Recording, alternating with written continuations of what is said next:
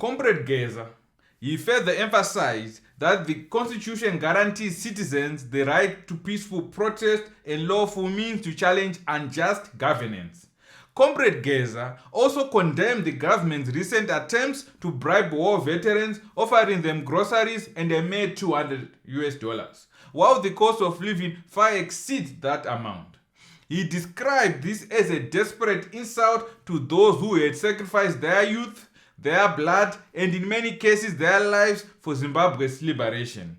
According to Comrade Geza, the ruling elite believes it can buy silence with crumbs while continuing to loot state resources unchecked.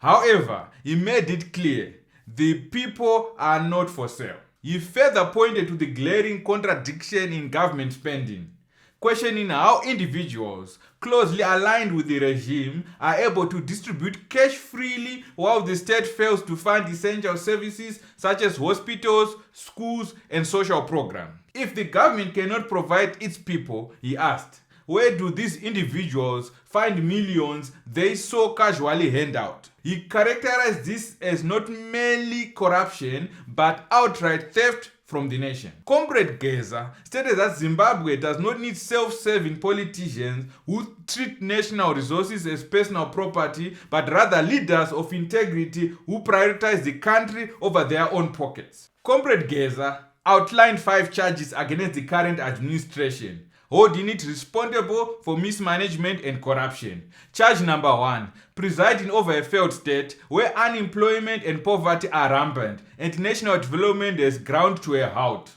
Charge number 2, abusing the constitution, manipulating the judiciary and silencing opposition to maintain power. Charge number 3, turning state funds into personal wealth, treating the national treasury as a private bank account. Charge number 4, entrenching systematic corruption with officials, their families, and associates enriching themselves at the nation's expense. Charge number 5, destroying Zimbabwe's future, forcing university graduates into street vending, leaving the youth in despair, and reducing the people to beggars in their own land.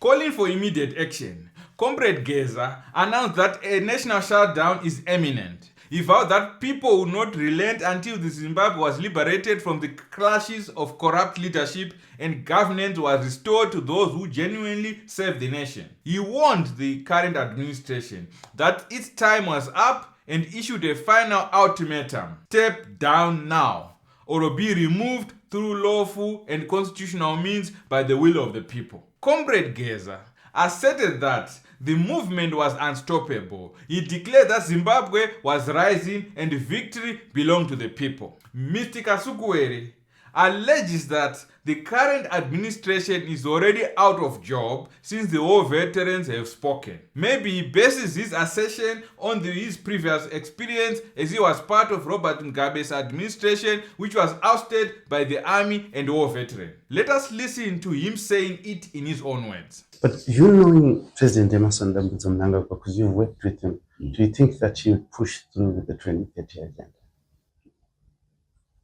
Pushing through what? Anti-Vagamvise. No, Mnangagwa is technically fighting. Once those war veterans have said, the rapera basis, how to pay them come? He's hanging around. But the truth of the matter is, he's gone. The most critical branch in ZANU-PF is that thing called war veterans. But he said he's the father of security. He is not father. How old is he to be father of everyone? He said he's the father of... he let him see how the father is going to go away. He talks of father. To those fathers also. Are they not the same age? What do you think about this video? Can you leave your comments in the comment section below? I would love to hear your thoughts. To know more about this story, stay tuned.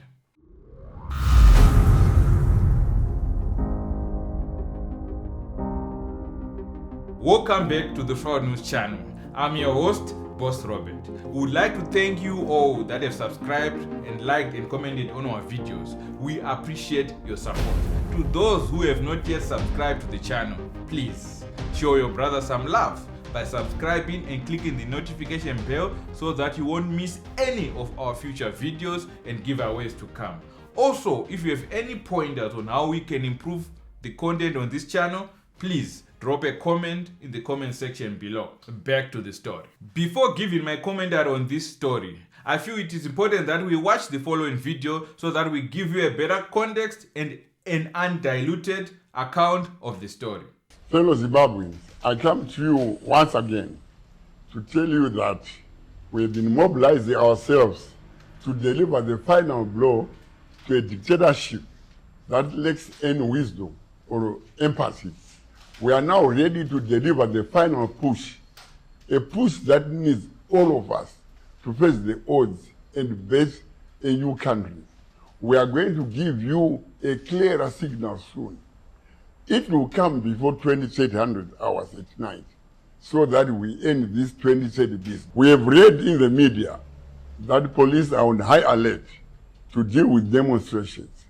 We appeal to the police to be on the side of the people, to think of the impact of keeping this regime in power and the effects on you and your families. We also ask you to respect the Constitution, which allows for peaceful demonstrations and provides for ways to remove rogue regimes from power. The police say they are on high alert. Let's remind them that they were on high alert when we said Mugabe packing and brought back Mnangagwa. They must be on high alert again as we remove this dictator. In the past week, there have been attempts by this corrupt regime to buy war veterans using groceries and balls so that they can forget their birthright and the reasons why our fellow comrades lost their lives and lives to liberate this country. These tickets are only being given to war veterans who belong to the ZANU-PF War Veterans League, as if they are the only ones who liberated this country. I want to declare here and now that we are not for sale. We won't pawn the future of our children and that of their children. Mnangagwa, using criminals like Tungwarara and Bahia, is going across the country, buying hampers and donating a paltry $200 per each war veteran. We say paltry because in our country, poverty data line is 500 US, and therefore anything below that is an insult. Stop insulting freedom fighters. The question that needs to be answered, however, is where is Tungwarara getting that money he is dishing out? Is it coming from his pockets? We know that's not the case. Government is failing to fund from Treasury the welfare of all veterans. How can individuals afford this? We all know he is a corrupt fraudster who has made millions from the perimeter wall project at State House. In a country hit by drought, schools are without books, teachers are poor, nurses work without adequate protective clothing. What does the rogue president do? He splashes 42 million on building a wall so that he can fund the lavish lifestyle of Tungwarara. Life as we knew it under the late President Mugabe was far much better. This clueless Mnangagwa is signed us to shame as a people and nation. We must reclaim our lost glory. And therefore, as we move forward, our goal is to ensure that honesty and compassionate people have control over the source of funds in our treasury. This will ensure that national funds are not treated as personal funds, as is currently the case. How heartless and selfish can one be?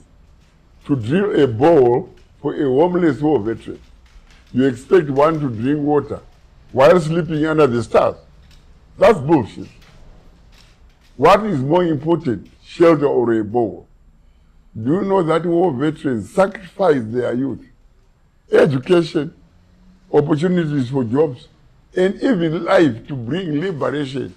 And you wish to pay back that selfless sacrifice with a few coins. We are not Judas. We will not sell out. In all honesty, what kind of a president or human being leaves hospitals without medicine and instead uses scarce resources for the construction of an overpriced perimeter wall at State House? My advice would have been better. We had built better prison, sell for yourself. Why should that person be allowed to remain in office? Mnangagwa, the people of Zimbabwe are charging you with the following. 1, presiding over a failed state, a nation that has failed its people. 50% of Zimbabweans are in poverty, while over 80% are jobless. You and your government has no plan whatsoever to correct these mistakes and failures. 2, constitutional abuse of office. You have captured the judiciary for personal gains, firing judges willy-nilly, and issuing threats when judgments don't conform to what you want. You have destroyed the very core of our democracy and legal system. 3, you have turned state resources to a personal playground, ceding state duties to your wife, who is abusing state resources, and he has become a Tsarian who hires and fires government workers at your whim. You have presided over corruption, weaponizing ZAC for your own political fights. Your children and yourself are at the center of all corrupt activities. You invite criminals to State House because you yourself are a thief. 5, you have stolen people's happiness. Mnangagwa must therefore just go. And as we move forward, this is our plan. We have put enough mechanism to make sure the revolution will not be hijacked again. Going forward, all stakeholders of various parties and civil groups will be consulted on every step we take. We want to liberate all, so this should never be viewed as a ZANU-PF internal fight. It should never be converted into such. We are going to call for action soon. Stock up in preparation for a national shutdown as we march to a free Zimbabwe. This was prophesied long back. Murie Zimbabwe, get ready for action. Be ready for action once you receive the signal. We have called upon you to step down peacefully, and immediately you have ignored. The people are going to force you to step down in line with the provisions of the Constitution. Once you go, we'll allow for a transition to a democratic government where people's voices are heard and their rights are respected. Stand guided, warned, or entertained. The choice is yours. We are not afraid of you. Never. We are not afraid of your propaganda machine. We are the people. We are the majority. And we will prevail. Mnangagwa will say stop tribalizing with the future of our people. We say once again to you, live now and live peacefully. For the sake of our nation, for the sake of our people, and for the sake of your own legacy, if we still have any, we will die for what we believe in. This is our home. This is all we have. This is all we shall ever have. And Mnangagwa can't be allowed to keep abusing us or stealing from us. Power to the people.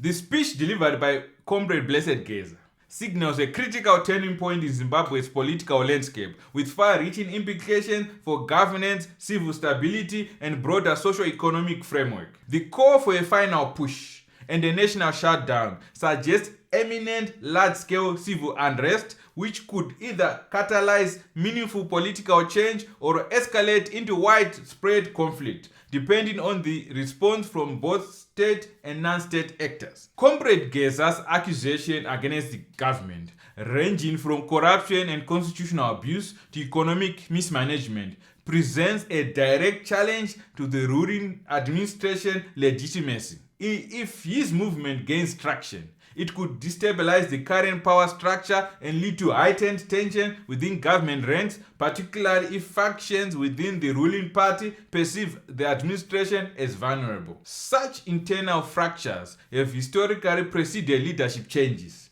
whether through negotiated transition or forced resignations. Additionally, Comrade Geza's appeal to the police to side with the people raises a critical test of state loyalty. If law enforcement aligns with protesters, as has happened in previous political upheavals, the regime's ability to suppress dissent could weaken significantly. Conversely, if the government reinforces its security apparatus, a heavy-handed crackdown could follow, risking human rights violations, mass arrest, and possible international condemnation. The mobilization of the public for a national shutdown suggests potential disruption to economic activities, transportation networks, and government operations. While such measures are common in mass-resistant movements, their success depends on the level of public participation. If the movement gains widespread support, essential services could be paralyzed, forcing the government to engage with the opposition forces. However, if participation is fragmented, the state may use this as justification to impose stricter security controls, possibly leading to curfews and martial law. Moreover, the reference of bribery of war veterans adds an element of unpredictability.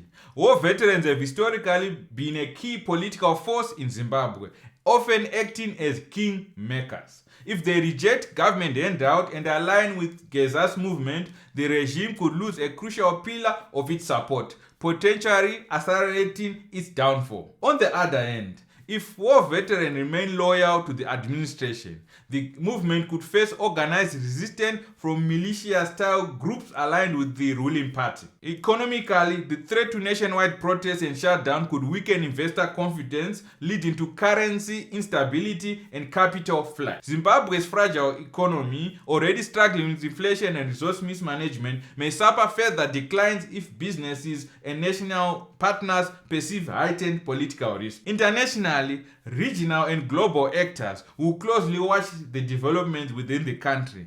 Neighboring countries and the African Union may face pressure to intervene diplomatically, particularly if the unrest escalates into violence, such as seen in Mozambique. Western nations, which have historically imposed sanctions on Zimbabwe over governance issues, may reassess their engagement depending on how the government responds. If excessive force is used against protesters, there could be renewed calls for economic and political sanction, further isolating the country. Comrade Blessed Geza's speech is more than just a call to action. It's a tipping point of Zimbabwe's political discourse. If successful, the movement could redefine national leadership, ushering a new era of governance and accountability. However, if met with resistance, it could lead to a prolonged struggle, deepening economic hardship and intensifying political repression. Ultimately, the government's response in the coming days would determine whether this movement sparks reform, revolution, or repression. I will be interested to know your thoughts on this story. Please share your comments in the comment section below. If you like the video, consider leaving a like, and if you have not yet subscribed to the channel, please click the subscribe button now to show your support. Thank you for watching. See you on the next video. God bless you.